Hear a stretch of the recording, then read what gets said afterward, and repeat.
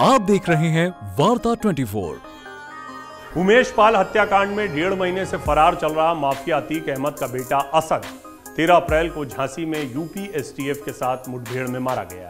असद के साथ आरोपी शूटर गुलाम अहमद को भी पुलिस ने मुठभेड़ में ढेर कर दिया। उमेश पाल मर्डर केस में असद अहमद मुख्य आरोपी था और उस पर 5 लाख रुपए का इनाम भी था।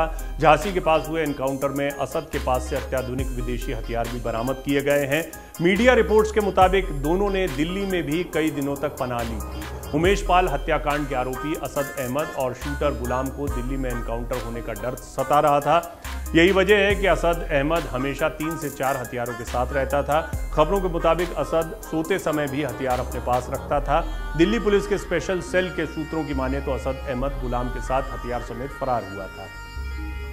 आपको बता दें, उमेश पाल की हत्या के बाद से ही माफिया अतीक अहमद का बेटा फरार चल रहा था। यूपी एसटीएफ की टीम लगातार उसका पीछा कर रही थी, लेकिन वो हर बार बच निकलने में कामयाब रहा। 13 अप्रैल को झांसी में वो घिर गया। एसटीएफ ने बयान जारी कर कहा कि डिप्टी एसपी नवेंदु और डिप्टी एसपी विमल के नेतृत्व में झांसी में दोनों बदमाशों को ढेर कर दिया गया। असद के एनकाउंटर के बाद यूपी एसटीएफ की ओर से एडीजी का बयान सामने आया। उन्होंने कहा कि अतीक अहमद के बेटे असद को जिंदा पकड़ने की कोशिश की गई। असद और गुलाम ने यूपी एसटीएफ की टीम पर फायरिंग शुरू कर दी। अतीक का बेटा असद आधुनिक हथियारों के साथ फायरिंग कर रहा था। एसटीएफ टीम लगातार इनके पीछे पड़ी रही। एनकाउंटर से पहले दोनों के गोली चलाए जाने के बाद एसटीएफ की ओर से जवाबी फायरिंग हुई। इसमें अतीक का बेटा असद और गुलाम को ढेर कर दिया गया। यूपी एसटीएफ के एडीजी ने कहा कि उनके पास से आधुनिक हथियार बरामद किए गए। माफिया अतीक के बेटे के एनकाउंटर में मारे जाने की खबर आते ही सोशल मीडिया पर यूपी के सीएम योगी आदित्यनाथ छा गए। लोग उनकी तारीफों में पुल बांधने लगे।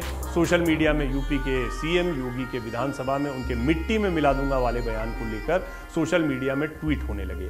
उधर इस एनकाउंटर के बाद उमेश पाल के परिवार ने कहा कि सरकार ने उनकी आवाज सुन ली है, उन्हें न्याय मिला है।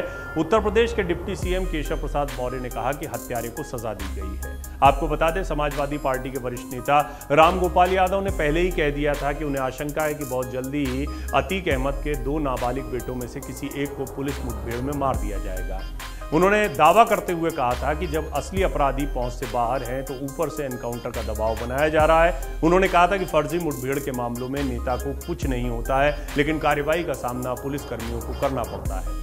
होली मनाने इटावा आए यादव ने संवाददाताओं से उस वक्त कहा था कि संविधान हमें जीने का अधिकार देता है और पुलिस इस तरह से किसी की जान नहीं ले सकती है। उन्हें ऐसे मामलों में कानूनी प्रक्रिया अपनानी चाहिए। उन्होंने कहा कि फर्जी मुठभेड़ के मामलों में नेता को कुछ नहीं होता, लेकिन कार्रवाई का सामना पुलिस कर्मियों को करना पड़ता है। उमेश पाल हत्याकांड में अब एक के बाद एक एनकाउंटर हुए। 24 फरवरी को प्रयागराज में हुए उमेश पाल हत्याकांड में यूपी पुलिस अब तक 4 शूटर्स का एनकाउंटर कर चुकी है। पहला एनकाउंटर प्रयागराज में ही 27 फरवरी को अरबाज का हुआ था। अरबाज उस क्रेटा कार को चला रहा था जिससे बदमाश उमेश पाल के घर तक पहुंचे थे। इसमें असद भी था। वहीं दूसरा एनकाउंटर 6 मार्च को हुआ था। इसमें उमेश पर पहली गोली चलाने वाले विजय चौधरी उर्फ उस्मान को मुठभेड़ में मार गिराया था।